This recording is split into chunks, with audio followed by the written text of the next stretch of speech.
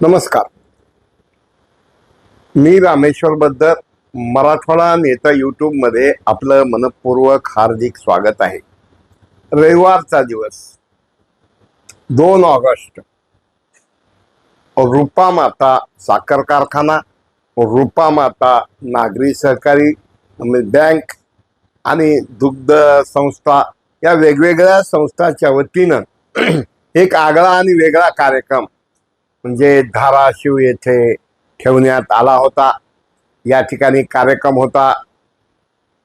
धाराशिव, लातूर, बीड या 3 जिल्ह्यातील विधान परिषदेचे विक्रमी मतांनी निवडून आलेले बसवराजजी पाटील यांचा सत्काराचा सोहळा. तसं या सोहळ्यात सुजितसिंह ठाकूर होते, खासदार ओमराजे होते, माजी आमदार सुजितसिंह, त्याच प्रकारे विठ्ठलरावजी आपले नागदे होते, त्याचबरोबर माने होते.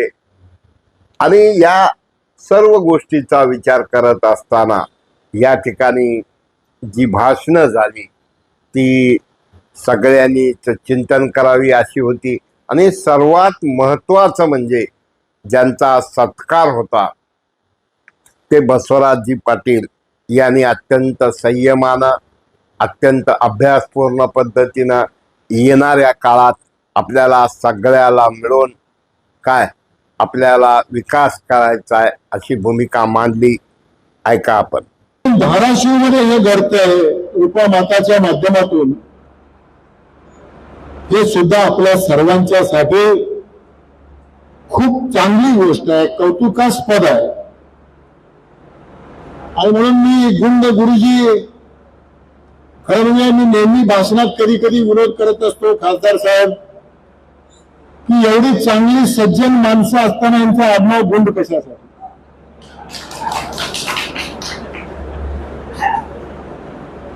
एवढी चांगली माणसं, यांचं काम एवढं चांगलं आहे, यांचा स्वभाव एवढं चांगला आहे. वागताना खरं म्हणजे मी आणि गुरुजी जिल्हा परिषदेने एकत्र काम केलं. गुरुजींचं सातत्यानं, त्यावेळेला आम्ही वेगळ्या वेगळ्या पक्षात होतो असताना सुद्धा परत गुरुजींना, मी ज्या पक्षात होतो त्यांना सोबत घेतलं आणि आता परत गुरुजी ज्या पक्षात आहेत त्यांच्या सोबत मला जावं लागलं. आणि म्हणून अशा पद्धतीचं हे स्नेह एक कामाच्या माध्यमातून, सकारात्मक विचारातून, हे सामाजिक कामामध्ये अतिशय महत्वाचं. कारण आमच्या मित्राने उल्लेख केला की समाजकारण, राजकारण या सगळ्या गोष्टी करत असताना आपण सकारात्मक विचारानं पुढे गेलं पाहिजे. आणि राजकारणामध्ये त्यांनी त्याचा उल्लेख अतिशय चांगल्या पद्धतीने केला की आपण ज्या वेळेला निवडणुकीला थांबतो, एखादी निवडणूक करतो, एखाद्या पक्षाच्या माध्यमातून लोकप्रतिनिधी म्हणून आपल्याला ज्या वेळेला संधी मिळते त्यावेळेला निवडणूक संपल्यानंतर 80% समाजकारण आणि 20% राजकारण अशा पद्धतीने काम करणं गरजेचं आहे. ती काळाची गरज आहे. आणि म्हणून आमचे हे सगळे मित्र, आमच्या एका खासदार मित्राने या ठिकाणी उल्लेख केला की हे जागतिक मैत्रीचा दिवस आहे. मला वाटतं गुंड वकील साहेबांनी चांगला दिवस निवडलाय, मैत्रीचा दिवस. आणि म्हणून मी सगळ्या आमच्या मित्रांना आणि आपल्या सर्वांना आपल्या साक्षीनं एवढंच सांगू इच्छितो की ही मैत्री या पुढील काळामध्ये आपण अधिक मजबूत करूया, हे या निमित्तानं मी आपल्याला या ठिकाणी सांगू इच्छितो. कारण ही मैत्री लोकांच्यासाठी आहे, जनतेच्या सेवेसाठी आहे, संस्थात्मक राजकारण आणि समाजकारण करण्यासाठी आहे आणि लोकांच्या हितासाठी आहे. आणि म्हणून मला एवढंच सांगायचं आहे की या पुढील काळामध्ये या सगळ्या गोष्टीच्या, या सगळ्या विचाराला आपण मंडळींनी सुद्धा समर्थन देणं, सहकार्य करणं आणि या सगळ्या चांगल्या कामामध्ये आपल्या सर्वांचा सहभाग वाढवणं आणि सहकार्य करणं हे सुद्धा अतिशय महत्वाचं आहे. ऐकलात किती मनाचा मोठेपणा, किती विनम्रता, किती शिस्त, किती छान. आणि त्यानंतर गुंड म्हणजे आगाऊ गुंड नाही, ज्यांचं नावच गुंड आहे, आडनाव गुंड आहे. त्यांनी जे प्रास्ताविक केलं त्या प्रास्ताविकामध्ये संस्थेचा परिचय देत असताना त्यांनी त्या ठिकाणी आपल्या या संयोजनामागची भूमिका विशद केली. रूपामाता ही माझ्या आईचं नाव आहे. रूपाबाई असं माझ्या आईचं नाव होतं. 2003 ला माझ्या आईचं निधन झालं आणि 2004 ला माझ्या आईच्या नावासाठी मला काहीतरी करावं, कुठली संस्था उभा करावी आणि त्याला आपल्या आईचं नाव द्यावं, म्हणून हे रूपामाता हे नाव मी दिलं गेलं. आणि रूपामाता पतसंस्था मी काढली पहिल्यांदा, रूपामाता अर्बन कोऑपरेटिव्ह क्रेडिट सोसायटी. त्यानंतर मी 2012 ला रूपामाता मल्टीशेड सोसायटी काढली. आणि आज या सोसायटीच्या किमान 7 ते 8 आमच्या स्वमालकीच्या बिल्डिंग आहेत. रूपामाताच्या मालकीचं वेअर हाऊस आहे आणि रूपामाताच्या 2 बिल्डिंग या शहरामध्ये आहेत. तुळजापूरला 3 मजली बिल्डिंग आहे, लोहऱ्याला बिल्डिंग आहे, एडसीला बिल्डिंग आहे, पाडोळीला बिल्डिंग आहे. असं सहकारातून सुद्धा खूप काय करता येते बांधव. असं या रूपामाताबद्दल. तसंच आम्ही रूपामाताबद्दल दूध संघ काढलं. या भागात दुष्काळ आहे, या भागात आपल्याकडे कुठली इंडस्ट्री नाही, उद्योग नाही आणि या लोकांना आपल्याकडं जे गरीब सामान्य माणूस आहे ते पुन्हा मुंबईला त्यांना कुठंतरी रोजगाराला जावं लागतंय, त्यांना इथंच कुठंतरी रोजगार मिळाला पाहिजे. यासाठी आपण दूध संघ चालवतोय बांधवांनो 2016 पासून. तसंच पहिला कारखाना, काही कारखानदारांची मक्तेदारी या जिल्ह्यामध्ये होती, ते मक्तेदारी मोडीत काढण्यासाठी अगदी सभासदांचा ऊस तीन महिने उशिराने तोडला जायचा, त्यांच्या मनमानी पेमेंट दिलं जायचं, त्याला कुठंतर प्रत्युत्तर म्हणून या भागामध्ये मला साखरेचं लायसन मिळत नव्हतं म्हणून मी जागरी पावडर, गुळ पावडरचा कारखाना 2018 ला काढला. आणि त्यानंतर अगदी दूध संघ दुसरा कारखाना मी माजलगावला काढला, तिसरा देवशिंगेला काढला. आणि माझेही कारखाने बघून अनेकाने तावडे साहेब असतील, सुधीर अण्णा असतील, अनेक आमचे अनिल काळे साहेब असतील, अनेकाने या जिल्ह्यामध्ये कारखाने काढले. आणि आता माझ्या शेतकरी बांधवाला माझा ऊस कुठं जाईल का नाही याची भ्रांत आता राहिलेली नाही बांधवांनो. तुमच्या दाराला कारखानदार यायला आहे, मला ऊस दे बाबा, मला ऊस दे म्हणायची वेळ कारखानदारावर आलेली आहे बांधवांनो. ही अवस्था केवळ रूपामाता मधून सुरुवात आम्ही केली. आणि आज जे निंबू म्हणणारे कारखानदार सुद्धा तुमच्या दाराला यायले. ते अगोदर अगदी बघत चिटुबाईला फोन केला, ते चिटुबाई सुद्धा तुम्हाला बोलत नव्हता, त्याला पार्टी कुठं खाऊ घालायची वेळ आली तरी तूच तुमचा तुटला जात नव्हता. ही माझ्या शेतकरी बांधवाची अवस्था होती. अगदी रूपामाता परिवार आज शिक्षणात काम करतो, आमच्या आम्ही शाळा चालवतो, काय म्हणजे अर्थकारणात काम करतो, बँकिंग चालवतोय, समाजाच्या विकासामध्ये काम करतोय, अनेक सामाजिक सेवा करणारे अनेक उद्योग व्यवसाय आम्ही समाजात काही परिवर्तन व्हावं यासाठी आम्ही काम करतोय. तसं रूपामाता परिवार हा शेतकऱ्याच्या निगडीत आहे, सर्वसामान्यांच्या निगडीत काम करतोय, हीच मी आपल्याला सांगतोय. आणि आज रूपामाताच्या कार्यक्रमाला बांधवांनो, माझ्यावर रूपामाता परिवारावर, आपल्या या सगळ्या नेते मंडळीवर तुम्ही भरभरून प्रेम करताय, त्याबद्दल मी मनपूर्वक तुमचं मी हात जोडून तुमचे धन्यवाद व्यक्त करतो. त्यानंतर या ठिकाणी माझी जे शिवसेना शिंदे गटात ज्यांनी प्रवेश केला आणि महायुतीचे जे सध्या सहयोगी सदस्य आहेत, खासदार ओमराजे निंबाळकर मित्र हो, त्यांचं वागणं, जगणं, बोलणं, लोकसंपर्क, अनेक काही लोक त्यांना रील वाले म्हणतात, पण मित्र हो, रील वाले सिर्फ वो होते हैं जो दिल वाले होते हैं. आणि म्हणून ओमराजे यांचं जे भाषण झालं ते सुद्धा तेवढंच सुंदर आणि अप्रतिम होतं. जागतिक मैत्री दिनानिमित्त आमच्या जवळच्या मित्रानं त्या सत्कार समारंभाचं आयोजन केलं होतं. जवळचा मित्र म्हणजे भारतीय जनता पार्टी हे अर्थानं म्हणतो.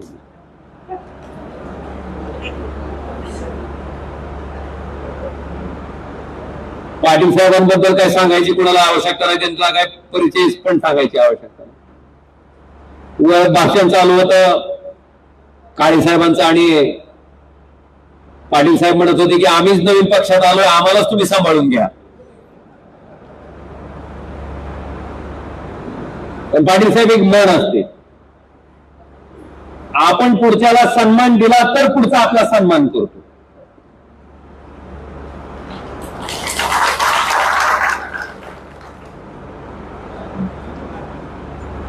मागितल्यानं सन्मान कधीच मिळणार नाही तुम्हाला, कोणी देणारही नाही. सन्मान पुढच्या माणसाचा करावा लागतो, तेवढा सन्मान पुढच्या माणसासाठी द्यावा लागतो, झिजावा लागतं, मग ती सन्मान आपल्याला आपोआप पुढचा माणूस सन्मानाच्या रूपानं त्याचा करतात. आज मी असेल, पाटील, आम्ही सगळेच नवीन तुमच्या सगळ्यांच्या पक्षात आहेत. आज मी एवढंच सांगतो की पाटील साहेब, मी खासदार म्हणून निवडून आल्याच्या नंतर जी माझी पहिली मुलाखत त्या ठिकाणी TV9 ला मला वाटतं बहुतेक घेतली होती, अनेक वृत्तवाहिन्याही होत्या. मी तिथं स्पष्ट सांगितलं होतं की निवडणूक होईपर्यंत मी एका पक्षाचा उमेदवार होतो, पण आता निवडणूक संपली, आता ज्यांनी मला मतदान टाकलं त्यांचाही मी खासदार, आणि ज्यांनी नाही टाकलं त्यांचा सुद्धा मीच खासदार आहे. त्यामुळे तुमची कामं सांगत असताना मला बिलकुल संकोच करू नका. आणि इथं बसलेल्या बहुतांश, आता रूपमाता परिवार या ठिकाणी बसते, भारतीय जनता पार्टीचे अनेक ज्येष्ठ लोक त्या ठिकाणी बसलेत, त्यांना सगळ्यांना अनुभव असेल की पाटील साहेब, मी कधी माझ्याकडे आलेल्या माणसाला पक्ष विचारला नाही, तू कोणत्या पक्षाचा आहे, कोणत्या पार्टीचा आहे, मला मतदान टाकलंय का, काय रेकॉर्डिंग आहे का, हे कधीच विचारलं नाही. आपल्याकडे आले, आपण तिथं आहेत, आपल्याकडे काम करणं होतंय का, करून टाका, ह्या भूमिकेतनं पाटील साहेब मी काम करत आलोय. आणि मला वाटतं त्याचाच एक भाग म्हणून जरी मी पक्षात आज तुमच्या नवीन आलो असेल, तरी आत्मीयतेनं, जिवाळ्यानं चौकशी करणारी अनेक मंडळी मला पुष्पक हॉटेलच्या बाहेरच भेटली. अनेक जणांना मला त्या ठिकाणी बोलता आलं, अनेक लोकांशी संवाद साधता आला. आणि मी आपल्याला आज वचन देतो की त्याच पद्धतीचं काम माझं इथून पुढच्या कालखंडामध्ये सुद्धा तितक्याच प्रामाणिकपणे सामान्य माणूस केंद्रबिंदू मांडून त्या ठिकाणी चालू राहील, हे वचन मी आजच्या कार्यक्रमाच्या निमित्तानं आपल्या सगळ्यांना देतो. त्याचबरोबर माने, ॲडव्होकेट माने यांनी सुंदर गोष्ट सांगितली ती ऐका, गोष्ट काय आहे ती. आणि खरं तर आम्हाला अनेक वर्षापासून गुंड साहेबांनी सांगितलं की आम्ही खूप भारतीय जनता पार्टीमध्ये काम करतोय, खूप वर्षापासून काम करतोय. पण साहेब, 35 वर्ष वटवृक्षाच्या झाडाखाली बसून, 35 वर्ष वटवृक्षाच्या सावलीला बसून एक माणूस म्हणतोय, हे झाड मी लावलंय, हे झाड माझ्यामुळे आहे. झाड काहीच बोललं नाही, झाड काहीच बोललं नाही. मुळं मात्र हसत होते की अरे बाबा, तू काल आलास, पण आम्ही 35 वर्षापूर्वी ह्याची मुळं जपतोय. वाऱ्या वादळात पावसाळ्यात आम्ही जमिनीला घट्ट धरून उभे आहेत, हे मुळं म्हणतायत. म्हणजे आज आम्ही 35 वर्षापासून भारतीय जनता पार्टीत काम करतोय. 35 वर्ष वटवृक्ष ज्या लोकांनी सांभाळला, ज्याचे मुळं जपले, त्यांना सावलीचा हिशोब विचारला जातोय. साहेब, आपल्या कोणी असं घडू नये अशी माझी अपेक्षा आहे. ठाकूर साहेबांनी भारतीय जनता पार्टीला जपण्याचं काम केलं, शेवटच्या कार्यकर्त्याला जपण्याचं काम केलं. या व्यासपीठावर दत्ता राजमान सारखा कार्यकर्ता आहे, मी स्वतः डोळ्यांनी पाहिलं की अजूनही तो झोपडपट्टीत राहतोय, अजूनही त्याच्या घरावर पत्रे आहेत. अशा अनेक लाखो हजारो कार्यकर्ते या जिल्ह्यामध्ये काम करतात. त्या जिल्ह्यातल्या कार्यकर्त्यामुळे भारतीय जनता पार्टीचा हा वटवृक्ष उभा राहिलेला आहे. त्यामुळे आपल्याकडून हीच अपेक्षा आहे की आपण या जिल्ह्यामध्ये अतिशय चांगलं काम करावं. आणि या जिल्ह्यामधल्या योजना ज्या आलेल्या नवीन योजना आहेत, या महाराष्ट्रामध्ये देवेंद्र भाऊ फडणवीसच्या सरकारमध्ये अतिशय चांगल्या योजना आहेत. आम्ही देवेंद्र भाऊला ते महापौर असल्यापासून करेक्ट ऐकलीत ना. अनिल माने सुद्धा अत्यंत चांगल्या पद्धतीनं या ठिकाणी बोलले. मित्रो, सुजित सिंह ठाकूर जे कधीही पक्षात कुणाबद्दल चांगलं वाईट बोलत नाहीत, एक सकारात्मक दृष्टिकोनातून राजकारण करणारं व्यक्तिमत्व, ज्यांनी आपल्या भाषणात पंतप्रधान नरेंद्र मोदी यांच्या सभेचा इतिहास सांगितला, रेल्वेच्या मार्गासंदर्भातला सांगितला, त्याचबरोबर जलसिंचनासंदर्भात सांगितला. म्हणजे असं ऐका तुम्ही ते काय म्हणले ते. तर बसवराज पाटील यांच्या रूपाने भारतीय जनता पार्टीला एक कार्यक्षम नेतृत्व मिळालंय. बसवराज पाटील यांचा स्वभाव सगळ्यांना माहिती आहे. शांत, संयमी, मितभाषी आणि घेतलेलं काम, हातात घेतलेलं काम तडीच नेण्याची क्षमता असलेलं नेतृत्व आहे. बसवराजजी पाटील या जिल्ह्यातलं अनुभवी नेतृत्व आहे, अभ्यासू नेतृत्व आहे. सामान्य माणसाच्या जिल्ह्यातल्या प्रश्नाची त्यांना चांगली जाण आहे. त्यामुळं व्यंकटराव गुंड यांचं मी प्रथमतः जिल्ह्याच्या ठिकाणी त्यांचा सत्कार सोहळा आयोजित केल्याबद्दल रूपामाता परिवाराच्या वतीने व्यंकटराव गुंड आणि गुंड परिवाराचं, रूपामाता परिवाराचं मनपूर्वक अभिनंदन करतो आणि त्यांना धन्यवाद देतो. खरं तर गुंड परिवार हे खूप मोठ्या मनाचं आहे. खरं तर आदरणीय सुधाकररावजी गुंड यांच्या नेतृत्वाखाली भारतीय जनता पार्टीत मी काम केलेलं आहे. गुंड गुरुजी जिल्हाध्यक्ष होते, कोंडाप्पा कोरे जिल्हाध्यक्ष होते. त्यावेळेस मी भारतीय जनता पार्टी युवा मोर्चाचा जिल्हाध्यक्ष होतो. गुंड गुरुजी जिल्हाध्यक्ष होते, त्यावेळेस मी भारतीय जनता पार्टीचा जिल्ह्याचा सरचिटणीस होतो. त्यानंतर व्यंकटराव आपले खंडेराव चौरे साहेब जिल्हाध्यक्ष झाले, त्यावेळेस मी भारतीय जनता पार्टीचा प्रदेशाचा पदाधिकारी झालो. आणि खरं तर या ठिकाणी अन्य कुठल्याही पक्षात असं चित्र तुम्हाला दिसणार नाही. माझी 4 जिल्हाध्यक्ष आज व्यासपीठावर आहेत. मी या जिल्ह्याचा 2 वेळेस भारतीय जनता पार्टीचा जिल्हाध्यक्ष राहिलो. आदरणीय कोंडाप्पा कोरे जिल्हाध्यक्ष होते, सुधाकरराव गुंड गुरुजी 2 वेळेस जिल्हाध्यक्ष राहिले, खंडेराव चौरे जिल्हाध्यक्ष राहिले, मी 2 वेळेस जिल्हाध्यक्ष राहिलो. म्हणजे असं चित्र दुसऱ्या कुठल्याही राजकीय पक्षात दिसणार नाही आहे. पण मी नेहमी सांगतो, भारतीय जनता पार्टीचा आधार काय असेल तर तो सामान्य कार्यकर्ता भारतीय जनता पार्टीचा आधार आहे. त्यामुळे भारतीय जनता पार्टीच्या कार्यकर्त्यांनी चिंता करण्याची गरज नाहीये. का तर या पक्षाचा मूळ आधार कोण असेल तर तो या भारतीय जनता पार्टीचा कार्यकर्ता आधार आहे. तुम्ही निश्चित काळजी करू नका, निश्चिंत राहा. आणि मी आधीही सांगितलं होतं आणि आताही सांगतो, हा पक्ष कोण्या एका कुटुंबाच्या मालकीचा नाहीये. हा पक्ष प्रायव्हेट लिमिटेड नाहीये. या पक्षात गावच्या शाखेच्या अध्यक्षापासून तालुक्याचे अध्यक्ष असेल, जिल्ह्याचा अध्यक्ष असेल, प्रदेशाचा अध्यक्ष असेल किंवा राष्ट्रीय अध्यक्ष असेल, त्याला दर 3 वर्षांना त्या पदावरून पाय उतार व्हावं लागतं. अशी रचना, का तर याचा उद्देशच आहे, हा पक्ष कुठल्या एका व्यक्ती केंद्रित राहता कामा नये. या पक्षाची सगळी सूत्र एकाकडे जाता कामा नये. हा या पक्षाच्या घटनेत केलेली तरतूद आहे. त्यामुळं जास्त काळ कोणी जर या पद्धतीने वागलं तर त्यांचं फार काळ चालणार नाही. या पक्षाचा हा इतिहास आहे. आणि खर तर हे राजकीय व्यासपीठ नाही आहे, पण काही नेत्यांनी उल्लेख केला म्हणून काही गोष्टीचं मला स्पष्टीकरण द्यावं लागलं, त्याबद्दल मी दिलगिरी व्यक्त करतो. त्यानंतर म्हणजे सत्कार मूर्ती जे बोलले, ऐका मित्र हो, फार कठीण असतं अशा एका परिस्थितीमध्ये सर्वांना सोबत घेऊन चालताना दिलदारपणा लागतो. दिल, दिमाग, दौलत, काही लोकांकडं खंड्या पिंड्या कितीही दौलत असली तरी दानत नसते. आणि या ठिकाणी या कार्यक्रमाचं औचित्य पाहत असताना मी म्हणतो की बसवराज पाटलांसाठी ही काही पहिल्यांदा आमदारकी नव्हती. उमरग्यातून एकदा आले होते, मंत्री झाले होते, औशातून 2दा आले होते आणि लातूर जिल्हा भाजपचे ग्रामीणचे अध्यक्ष. आणि त्यांनी ज्या पद्धतीनं विचार मांडले ते खरोखर चिंतनाचे आहे. मी या ठिकाणी जो सूर निघाला किंवा जो सोशल मीडियावर टीका टिप्पणी चालू आहे की मित्र हो, मी राणादादा चूक आहेत असंही म्हणणार नाही किंवा अमके बरोबर आहेत असंही म्हणणार नाही. पण शेवटी मोठं होण्यासाठी मन मोठं करावं लागतं. महाराष्ट्रात किंवा मराठवाड्यात असा आदेश होता की कुटुंबियांना उमेदवारी द्यायची नाही.